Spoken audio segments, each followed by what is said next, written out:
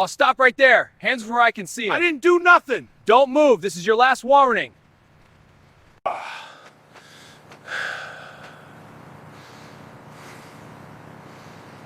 You need to understand something about the type of man I am before I tell you how I ended up in handcuffs in a dusty impound lot in rural Georgia.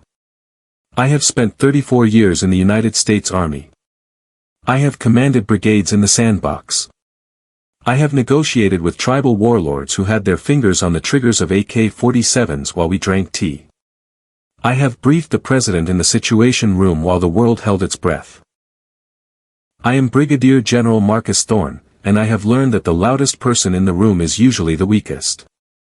But on a Tuesday afternoon in July, the loudest person in the room was a 26-year-old sheriff's deputy named Kyle Miller, and he was about to make the biggest mistake of his life.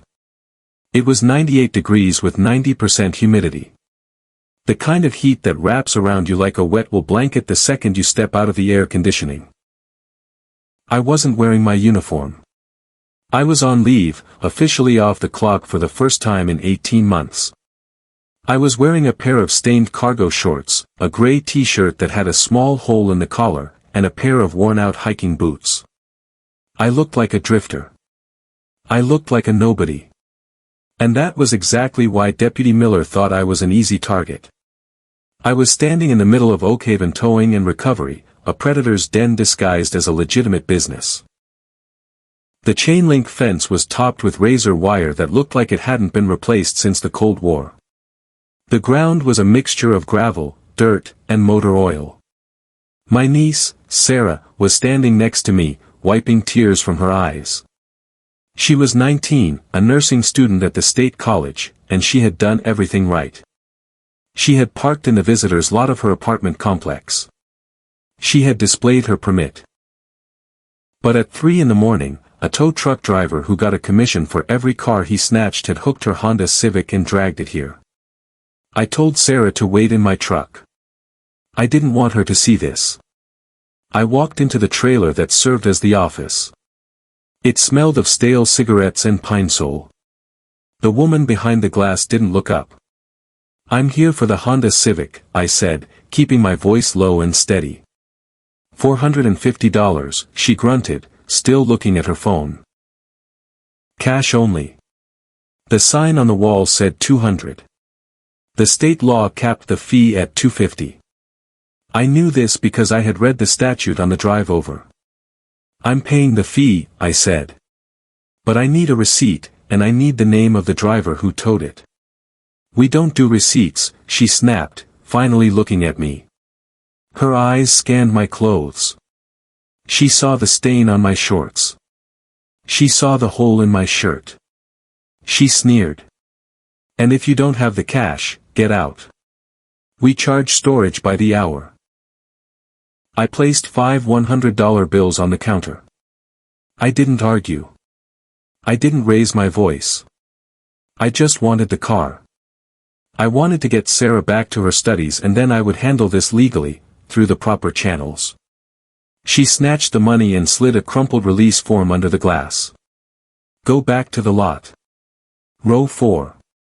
Don't touch anything else or the dogs will get you." I took the paper and walked out back. The heat hit me again. I walked past rows of rusted sedans and trucks that looked like they hadn't moved in years. I found Sarah's Civic in the back corner. It was blocked in. Parked directly behind it, perpendicular to the bumper so there was no way to back out, was a sheriff's department cruiser. The engine was idling. The air conditioning was humming. I could see the silhouette of the deputy inside, leaning back, looking at his phone. I walked up to the driver's side window. I didn't bang on the glass. I stood there, hands visible, waiting for him to acknowledge me. The window rolled down 3 inches. Cold air escaped. The deputy, a young man with a high-end tight haircut that was a few weeks out of regulation, looked at me over the top of his sunglasses. "Help you?" he asked. He didn't say it like a question. He said it like an accusation. "I'm here to retrieve this vehicle," I said, gesturing to the Honda. "I have the release form. I need you to move your cruiser so I can back out." He didn't look at the form. He looked at me. He looked at my boots. He looked at my gray stubble. "This is a restricted area," he said. "How did you get back here?" "Through the office," I replied. "I paid the fee." He opened the door and stepped out. He was big, maybe 6'2", carrying about 20 pounds of extra weight around the midsection that hung over his duty belt. He rested his hand on his taser. It was a power move. A subtle threat. "Let me see some ID," he said. I paused. "Officer, I'm not driving. I'm just retrieving the car. The car belongs to my niece. I don't need to show you ID to walk in a parking lot." He stepped into my personal space. The smell of chewing tobacco was strong. "In this town, you do what I tell you. I've had reports of vagrants breaking into cars in this lot. You fit the description." I almost laughed. The description of a vagrant? Or the description of a man who just didn't look like he had money for a lawyer? "I am not a vagrant," I said.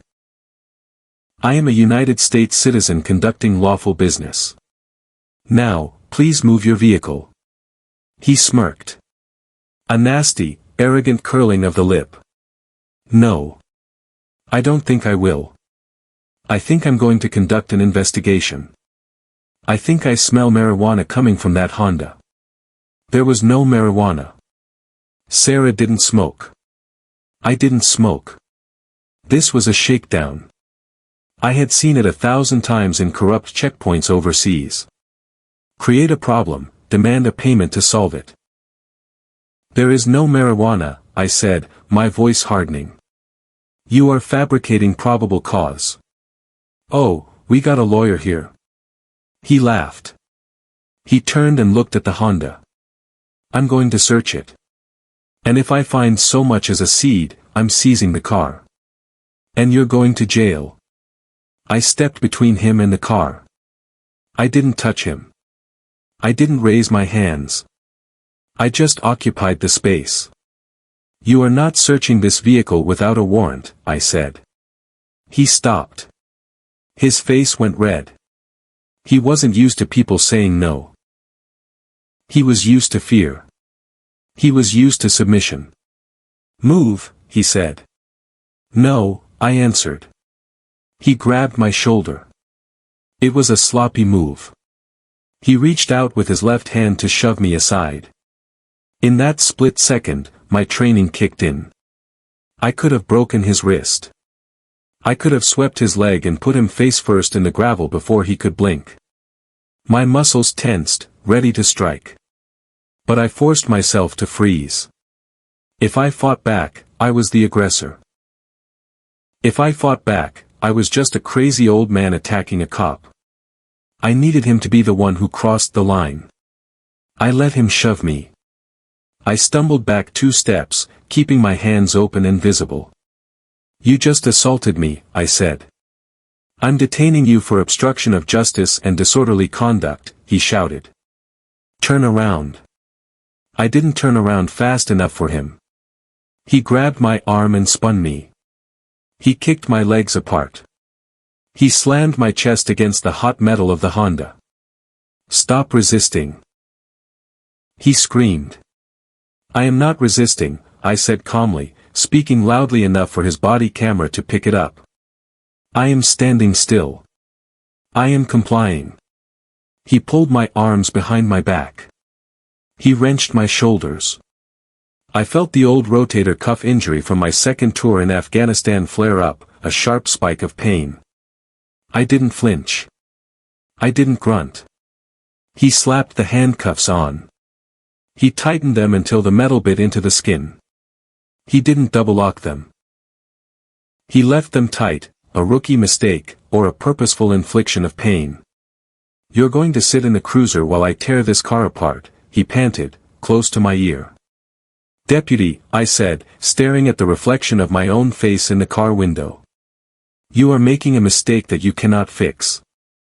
"Shut up," he said. He dragged me to his cruiser and shoved me into the back seat.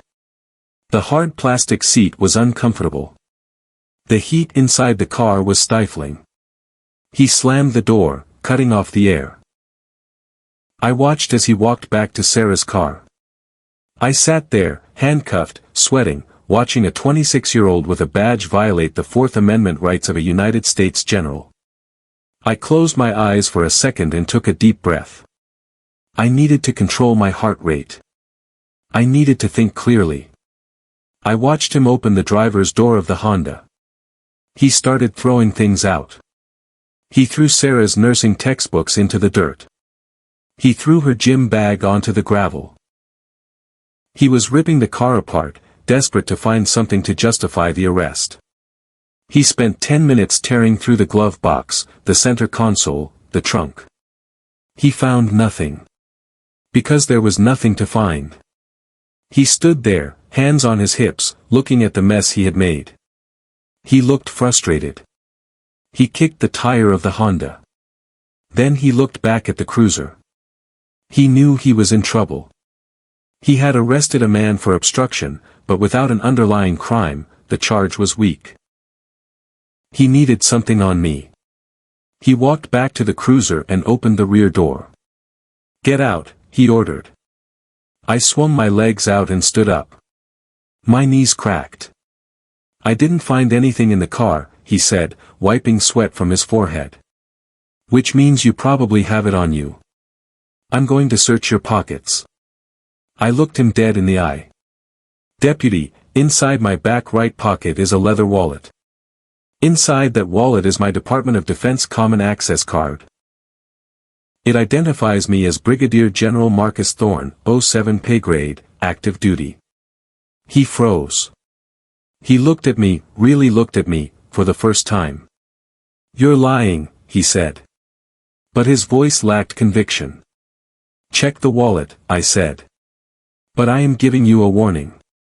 Once you touch that ID, once you verify who I am, you have exactly 10 seconds to remove these handcuffs and call your supervisor.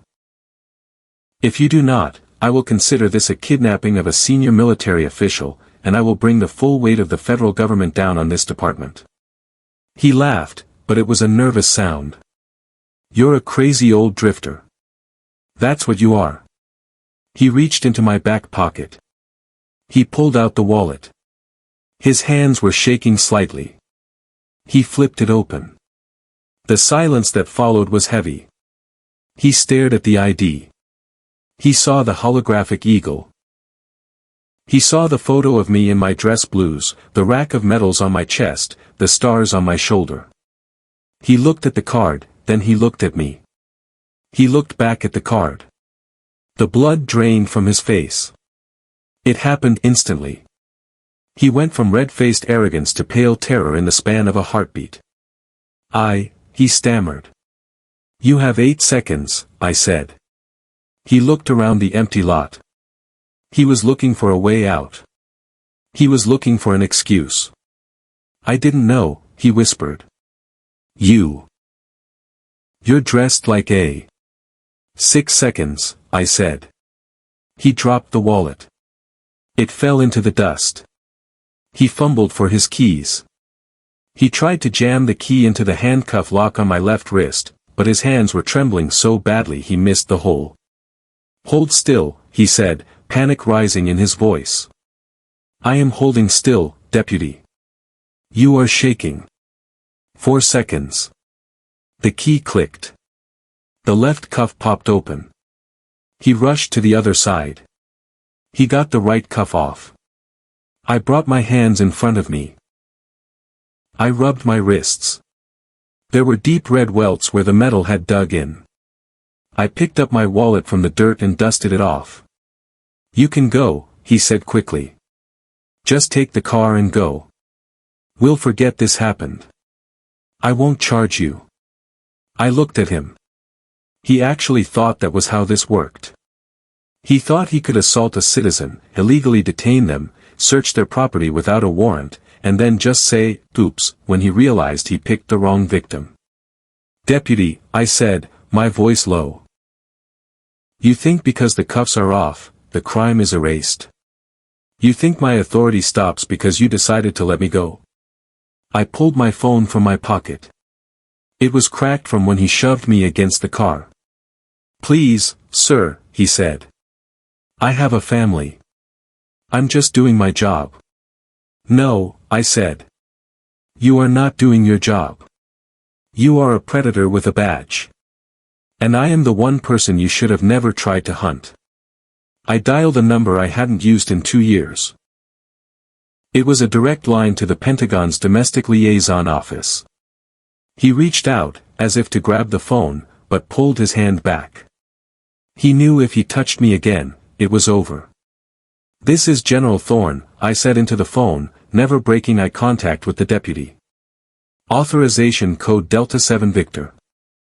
I have a code red situation in Oakhaven, Georgia. Local law enforcement is hostile. I have been unlawfully detained. I need the Provost Marshal office at Fort Stewart on the line, and I need a federal liaison immediately." I hung up the phone. The deputy leaned back against his cruiser. He looked like he was going to vomit. "They'll be here in 20 minutes, I said. "I suggest you call your sheriff. You're going to need him." The wait was agonizing for him, but for me, it was just another operation. I went into command mode. I walked over to Sarah's car and began putting her books back in order. I picked up her gym clothes from the dirt and shook them off. I checked the car for damage. I was calm. Deputy Miller, on the other hand, was pacing back and forth like a caged animal. He was making frantic phone calls, whispering into his radio, trying to spin the narrative before his boss arrived. I could hear snippets of his conversation. "He's crazy, Sheriff, yeah, he has a fake ID, says he's a general, no, I didn't verify it with dispatch, just get down here." He was doubling down. He was going to try to paint me as the aggressor. He was going to claim the ID was fake. It was a desperate play, but it was all he had. 10 minutes later, a cloud of dust appeared at the entrance of the lot.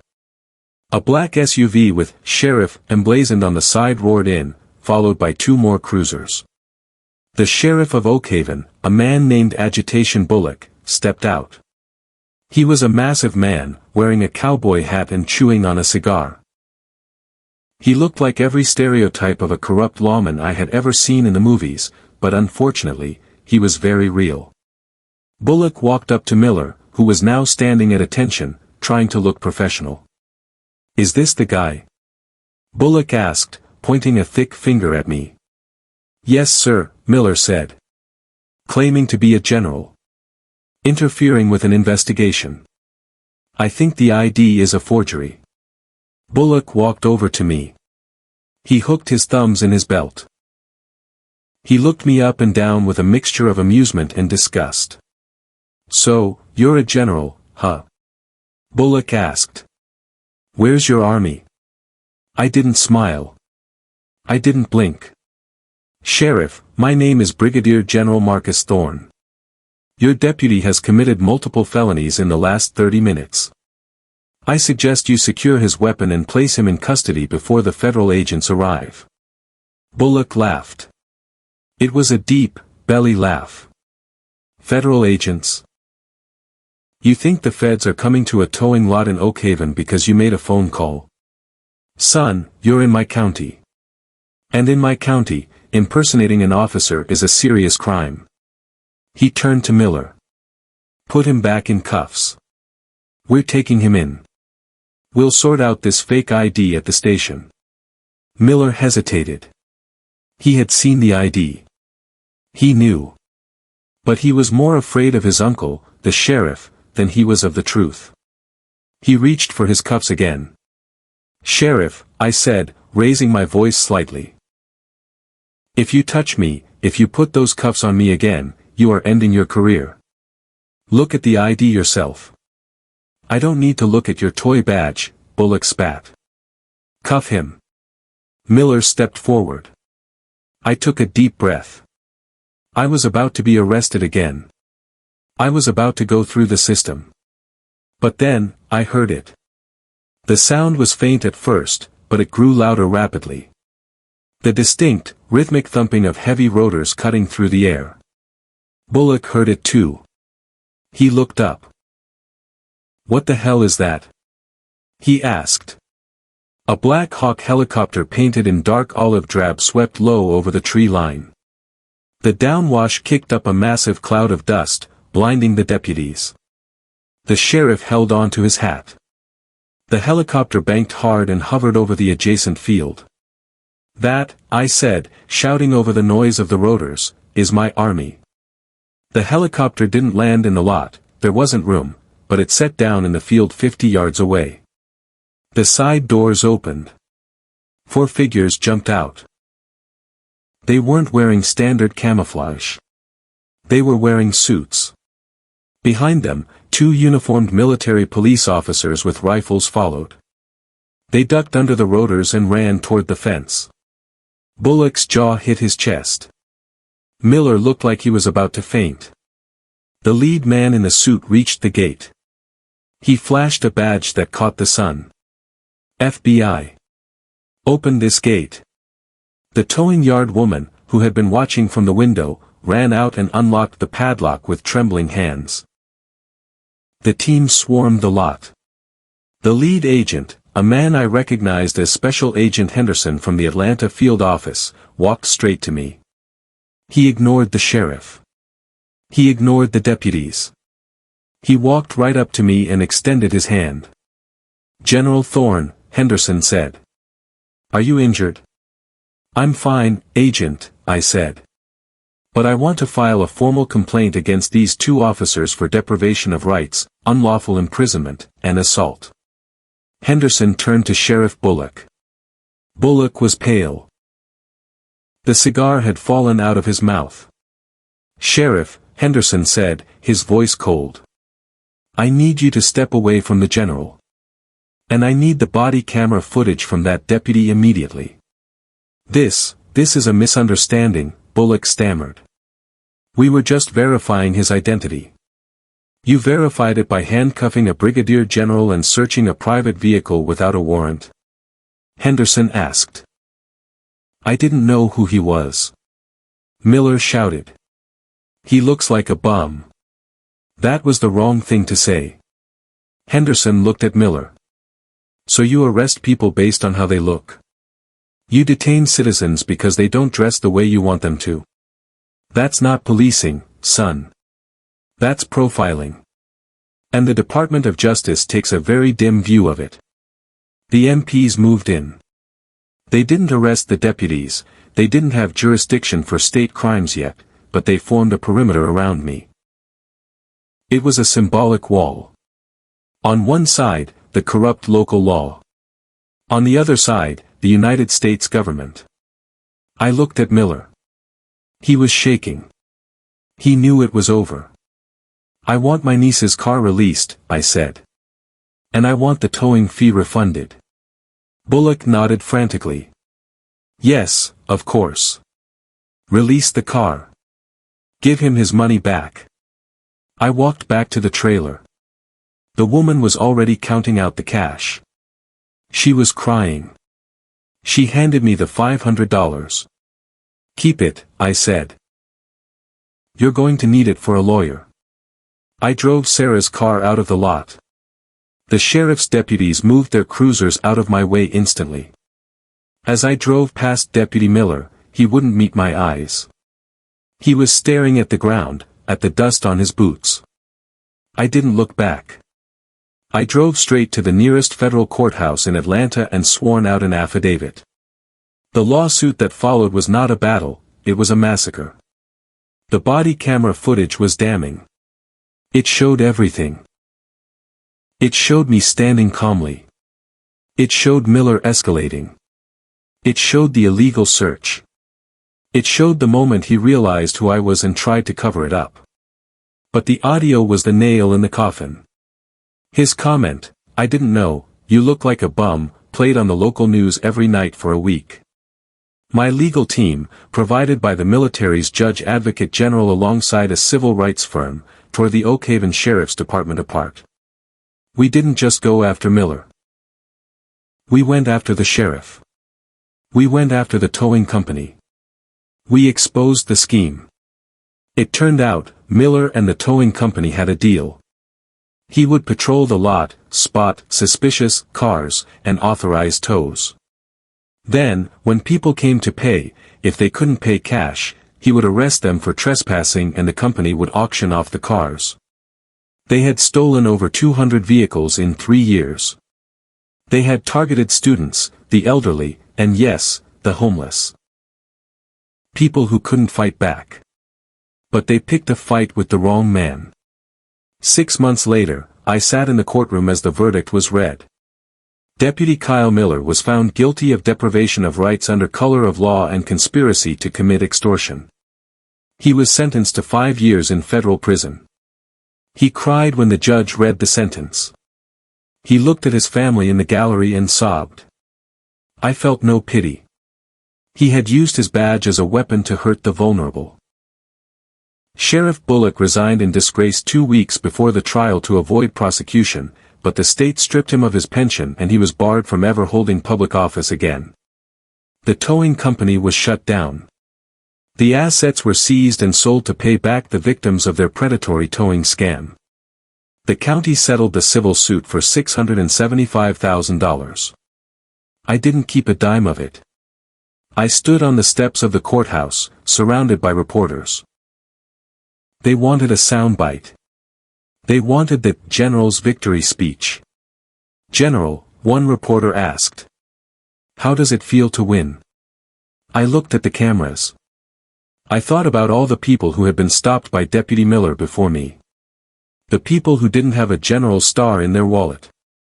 The people who were intimidated, arrested, and ruined because a bully with a badge decided he was the law. I didn't win, I said. I survived. I had the privilege of rank and the protection of the federal government. But justice shouldn't depend on who you are or what rank you hold. Justice should be the default. We have to do better. We have to watch the watchmen. I walked away from the microphones. I got into my truck, my old, beat-up pickup truck, and drove home. I took off my dress uniform and put my cargo shorts back on. I went fishing the next day. But every now and then, I think about that moment in the dusty lot. I think about the look on Miller's face when he realized that nobody he was bullying was actually somebody who could end his world. And I hope that every corrupt officer who watches that footage learns one simple lesson: you never know who you are talking to. So you better treat everyone, from the general to the janitor, with the respect they deserve. How much would you have panicked if you were that deputy realizing you just handcuffed a general? Thanks for watching. Do remember to hit the subscribe button, like and share this story, and I'll see you in the next one.